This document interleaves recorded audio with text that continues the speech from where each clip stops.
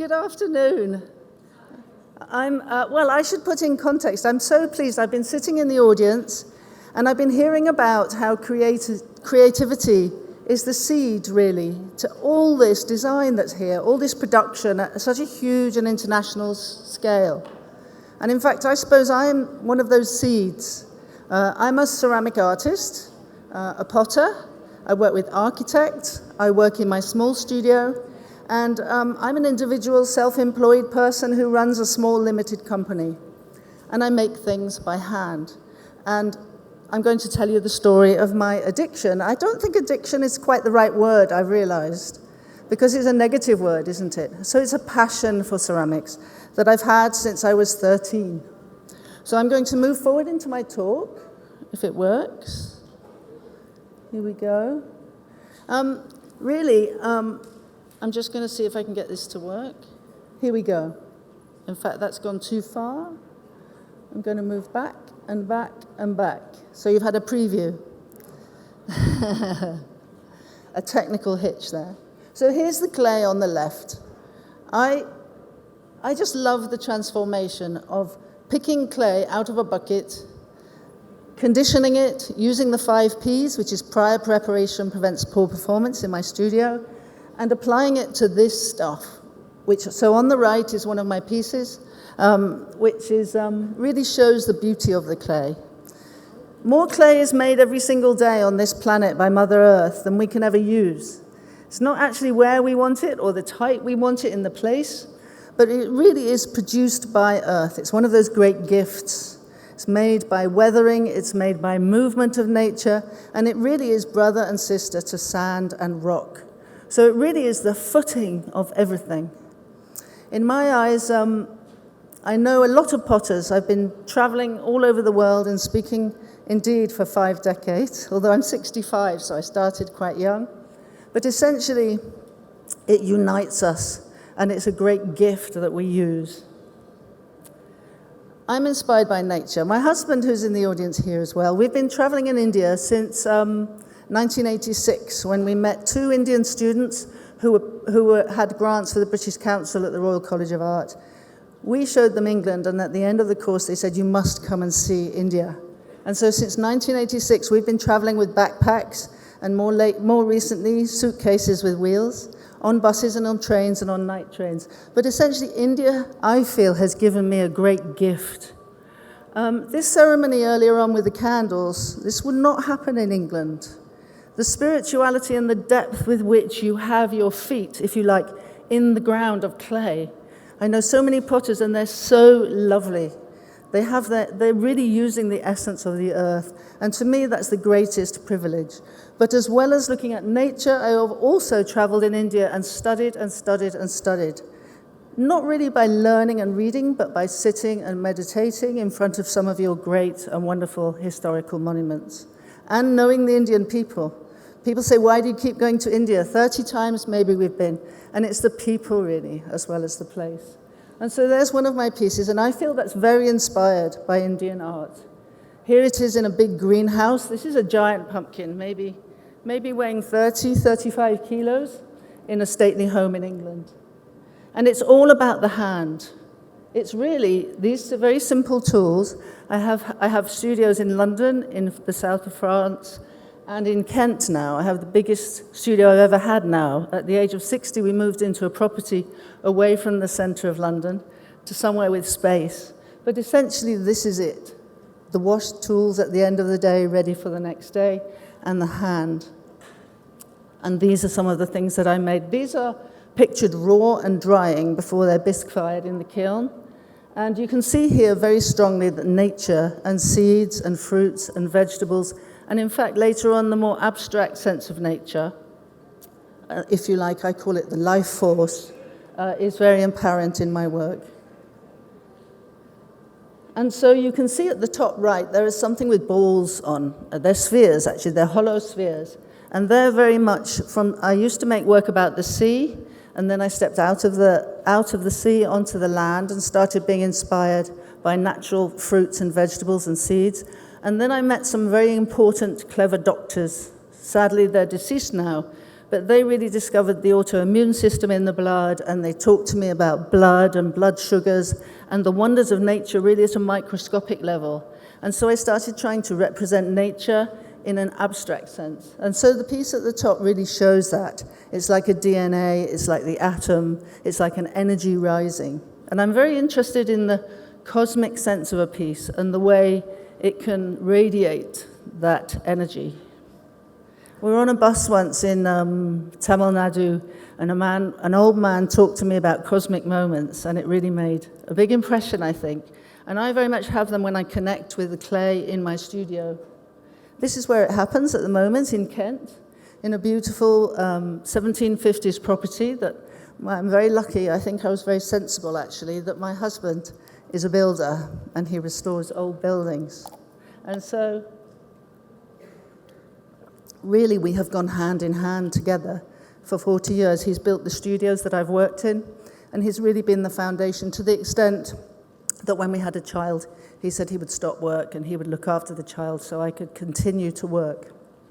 Notice there are a lot of women here, women speaking, and really, you know, I'm standing here saying how brilliant I am, but I have to say, really, we're very much a partnership in that.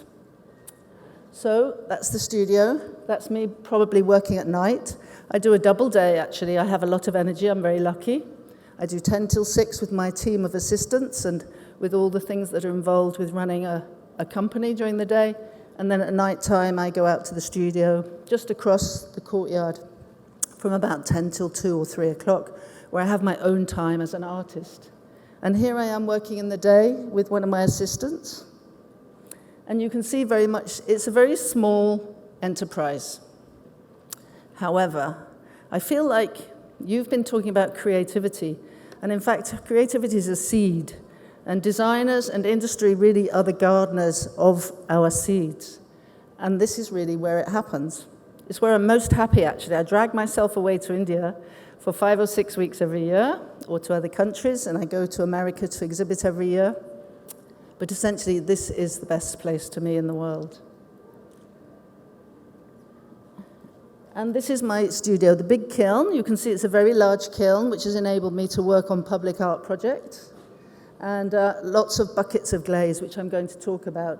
And really, this is showing you the context of what I do. I work in 3 areas of ceramics. I make decorative art objects, which are these, and I'm represented by Adrian Sassoon, my art dealer, and I have been for nearly 30 years, actually. We've sold more than 2,500 one-of-a-kind pieces internationally, and I have pieces in 41 museums around the world. I feel very honored to be able to say that. Thank you. Actually, on my website, which is just for education, there's a world map, and you can click on where pieces are in public collections so you can go and see them. And we're hoping to add that to that with stories about each piece. But really, this is the context of the one-of-a-kind work. I also work on public art, and that's schools for hospitals, schools, parks, libraries, and with architects. And I also work on glaze technology. And I do these things from very small spaces. People used to come to my London space, and they used to say, where's your main studio? And I say, this is it. It's a very small space, and it's a really concentrated space. And in fact, it made me really tidy, in fact. Now I have a bigger studio, I'm still quite tidy. But this is one of the studios that we have in the south of France, in a 15th century house, in a medieval village called Cotignac, which is in Provence.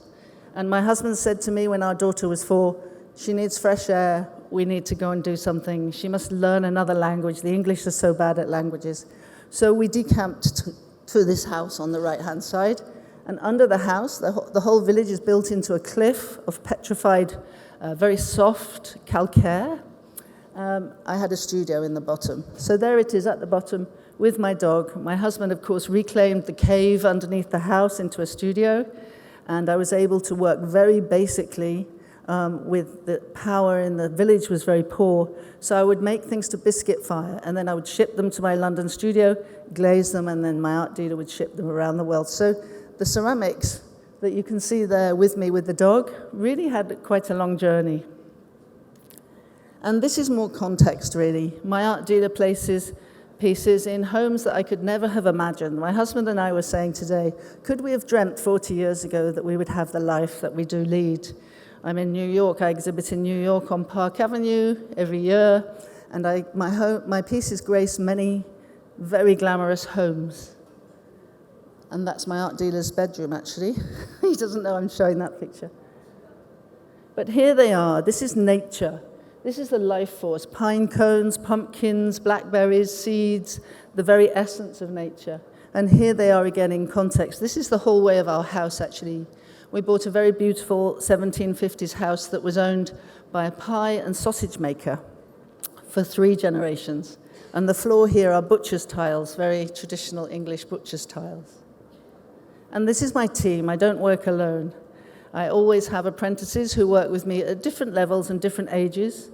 And often, at the moment, I have a core of 4 or 5 assistants. But when I do a big project, I can do a call out to about 30 or 40 ex-assistants to see if then any of them are free or might want to join me on big, large projects. And I flex. Being an urban potter until recently, if I had a big project, I would go out and rent another studio, occupy it, equip it, do the project, pull out, and pass all the equipment on to the ceramic field. So there's the piece, actually. There we all are, making and working on this giant pair of atomic vases that actually grace a very beautiful home on Park Avenue of a very wonderful collector. And here they are finished. And this is about life rising. This is about energy rising. It's about the aura, if you like, of a pot. A pot has a belly, a foot, a neck, a spout, a lip, and it's a very physical thing. So these are very much like people. Here's another pair of very large estate vases that were made based on old maps of the English countryside. The trees were taken from pictures on maps. I'm really giving you a very fleeting glance at the things that I do because I just have half an hour to speak. So I'm a bit nervous because I normally have an hour, so I'm rushing quite a lot. But again, here we have the sort of geology of crystals. I work with crystal glazes, which I'm going to show you, and these pieces that are placed onto these pots are very much about geology. I have a new book, actually, I think it's being printed this week. It's a new monograph out. I had, in 2000, I had 1 monograph that I know some of you in the audience have it because you bring it to me. I was in the Punjab earlier in the week and you brought them to me to sign. And I now have a new monograph coming out. It's being printed on the presses in Italy this week. Really very much about my decorative art. And this piece on the right is a gourd, and each little nut has a tiny seed that's very exotic when you look at it. And the idea is that if you were to take this seed and plant it, what could it become? And I have a collection of seeds. I have a collection also of plastics that I've collected from the streets in India, when they used to do much more buttons and hair ties and things like that I use in a lot of my work. But this is one of the drawers of my collection of seeds. Whenever we travel, I spend a lot of time looking at the ground and visiting botanical gardens. And these are more about the spirit of things. Here on the left, the pineapple. Symbolism is very important to me. And the pineapple goes back further than colonialism, I'm glad to say, right back throughout time, because it's this rejoicing shape, stretching out its leaves in a great really optimistic gesture. And on the right, these are all the deep earth, 250 miles down below our feet is this bubbling magma of crystals that are thrown out of a supersaturated solution. And so the piece on the right is very much about the earth nature, the underground nature of my work, and also about the abstract. And here it is here in the sublime. This was the piece that was chosen for the Loewe Craft Prize. And my partner and I went to Korea for the prize a couple of years back. And it's very much about the idea that the magma stood still for a second and formed a bowl. Often my pieces are elaborated onto a pot that's like a body, but this was made of itself. And here it is in context of somebody's home. I also work with interior designers and architects to commission. And these are pieces that I'm making at the moment for 4 little sconces for a home in New York. And these were pieces that were commissioned by the law courts of the Old Bailey in central London as a gesture towards stability and strength for the offices, for the entrance to the whole of the Old Bailey's offices. I'm sitting on a skateboard there because I used to be a skateboard teacher when I was younger. And here you have symbolism. A giant pot is a symbol of stability and strength and security, and all the symbols on it, the lotus for long life, the gourd for fecundity and fertility, pumpkin for fecundity as well, and a pineapple for friendship and hospitality. And this is my glaze directory, which is I only have 4 copies of this to use in my 3 studios, and 1 is kept in my art dealer's safe. But it's 30 years of recipes, of glaze recipes. Every color in glaze has a recipe, a bit like a cake, actually. There's lots of parallels with cooking in ceramics. And this is my little glaze archive in London, all based on stoneware crystalline glazes. And I'll talk about the crystals in a minute. But essentially, it's a great resource in a tiny room that my husband built the building in central London. And I can meet with architects, interior designers, and actually talk about a lot of palettes. And I'm constantly learning and researching new colors.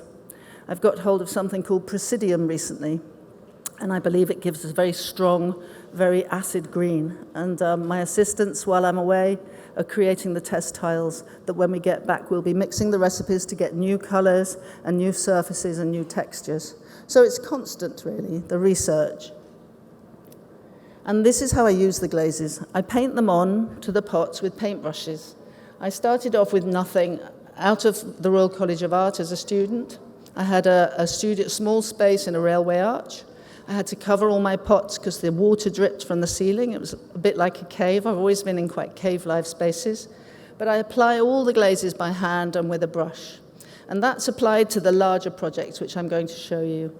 But essentially, glazes, they're sister to glass. It is a glass, really, that you color and you tint and you make sure that it fits onto the ceramics properly.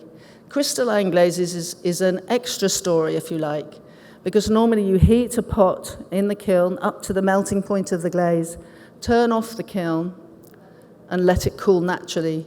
But with crystalline glazes, you overfire, you create a recipe that everything's moving and running and dripping off the pot into trays underneath. And as the movement takes little seeds of dust from the surface of the pot, around them, the crystals form. It's a supersaturation of solution at high temperatures in a glassy open matrix. And any of you who are interested, I'm always interested to talk to glazed people on their discourse directly from my website. There are people all over the world. There are Americans who grow crystals that are sort of 30 centimeters across, evidently, by slow cooling for 3 weeks. I don't really do that. I tend to use the crystals as a second level of magic to the pieces, often on the inside. But there you can see the crystals, and the palette at the top left-hand side are all the different recipes of increasing amounts of minerals that are put into a glassy liquid in the form of a dry powder that's painted onto the pots. And there are the buckets. I have a huge sort of a resource of buckets. So again, I often might paint 20 or 30 different colors onto a pot. And this shows the liquidity of the glaze. It has to be liquid to be free enough to let the crystals form and grow. And then as the piece cools, those crystals get held, a bit like the surface of a butterfly wing. It has to be really seen to be believed in crystalline ceramics. Often it's used in quite bad taste, actually. All the designers amongst you, you might not remember the sort of disco wallpaper of the 80s. Very metallic things. And a lot of my fellow potters, when I started playing with crystals, would say, "What are you doing? It's such bad taste." But in fact, if you, like anything, if you use it carefully and enjoy it, it can bring out the best in something. And that really shows the liquidity of the piece. And these are more crystals. Really, all the glass is letting itself settle out, all the sediments settle out and present themselves as crystals on the surface of a piece. And they move. So the movement describes a form. It's a bit like, I'm trying to think what artists will pour liquid over a piece, or when you're a chef and you pour chocolate sauce, it describes the whole form that's underneath it. I was very fascinated by my mother's fishnet tights in the 60s, because I could see the diamonds expanding and reducing on her legs. I used to sit next to her as a child and look at these tights and look at that relationship of surface and form. And I work a lot with fashion designers, or fashion designers collect my work. A lot of fashion designers adore ceramics because you're dressing a body, actually, as fashion designers are.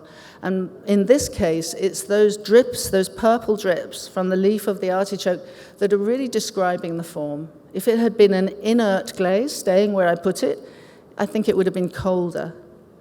And so working on decorative arts is all very well and good, but I feel that craftspeople should serve a community. I think the only power that we have, I don't think we have political power, of course we don't, and there are things going on in the world that are truly dreadful, of course, but I feel the only power we have is to work with our families, our local communities, and the communities that are within our field.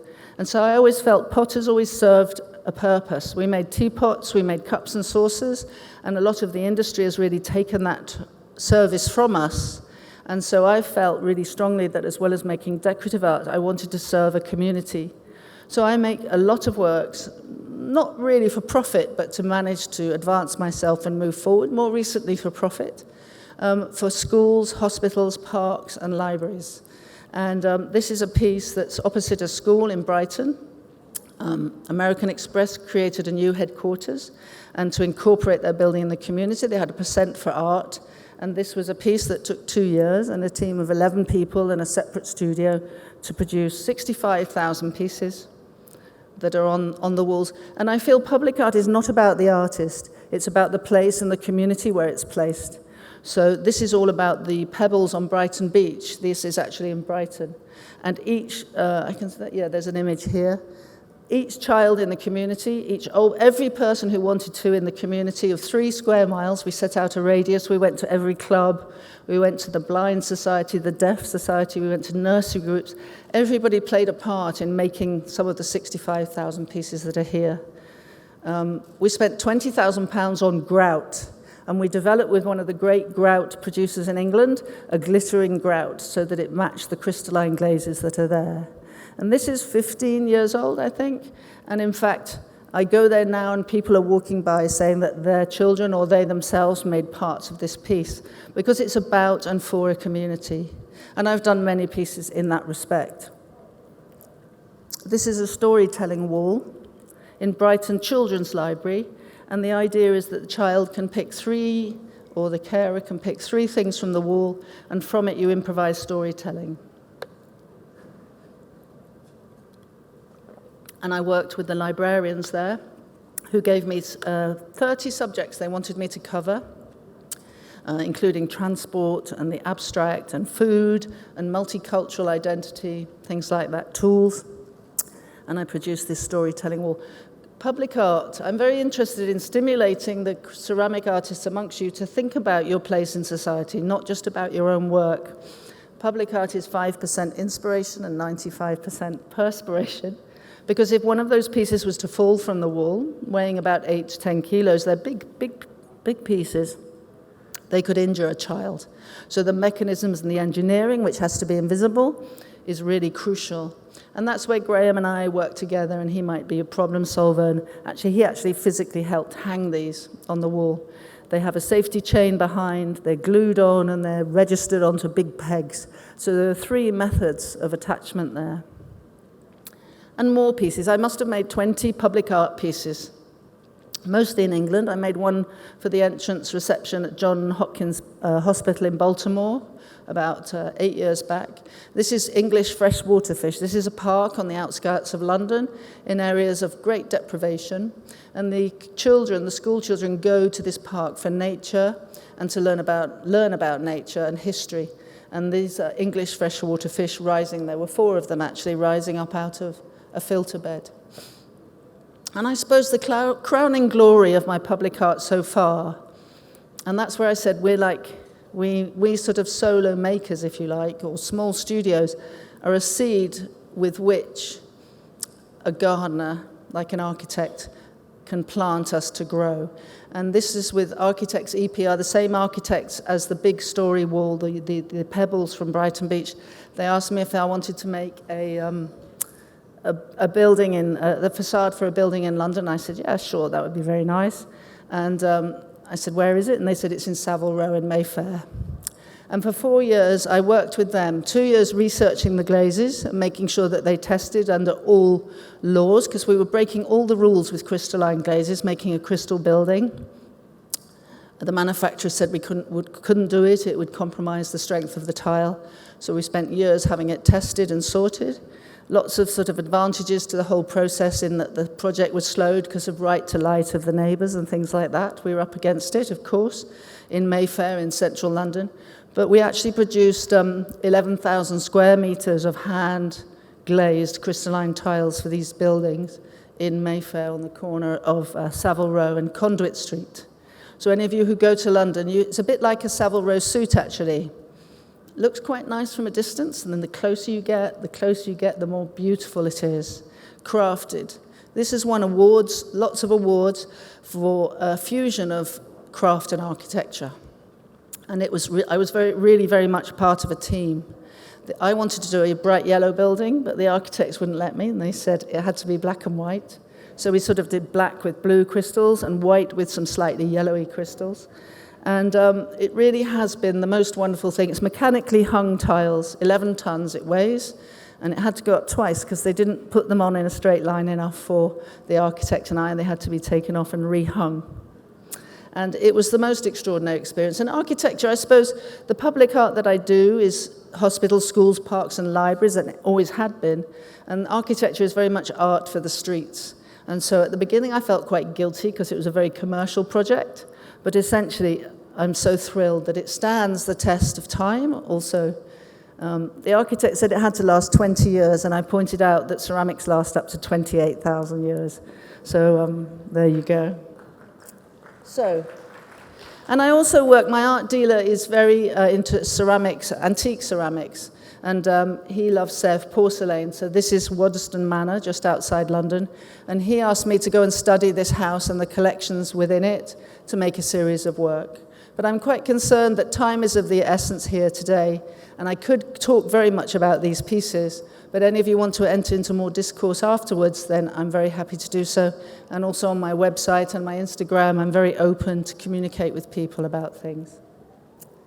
And it was really studying in this house that I settled upon something called passementerie. I've always collected baskets. I know a lot of people, especially women, adore baskets, and my husband's always saying, not another basket whenever we go anywhere, because I've got them in my shelves in my studio. But passementerie is the art of silk weaving and making heavy-duty tassels and trimmings for curtains, especially this on the right-hand side is 17th century French silk passementerie. But you can see the sense of volume in the right-hand side image of these toggles that are on curtains in this stately home. And I started weaving and making baskets. And I've been very much progressing. You can see that on my art dealer's website. He has a little section of work sold as well as work for sale. So you can go really back through time on his website. And these are more baskets. In a way, a basket is a gathering together of things. It's a protector. When you have bottles that are covered in weaving, it's to protect it. So this sense of comfort, as well as optimism in my work, is really important. And I'm always looking to nature. This is a Banksia seed, which is an Australian pine cone. And you can see the progress, really, of looking at a seed and taking it into a piece. These are very large pots. That's the center of a daffodil. There they are placed in their home. And this is India. This really takes me to the fact that India has been so inspirational to me. And it's really all the travels. These are watercolor diaries. And there's a few maps there. They're not very up to date, actually, because I'm so in love with Sanchi now in Bhopal. I'm very, very taken by Sanchi and Chanderi. And we've just spent 2 weeks in the Punjab. I was teaching on a retreat. I wanted to say, I had a great master. All the ceramics field is so generous. And whenever he gave a talk, he placed a card underneath a seat, and he bought something that he'd made, and he gifted it to somebody in the audience. And so every talk that I give around the world, underneath one of your seats, there's a postcard stuck underneath. So I'd like to say, thank you so much for listening.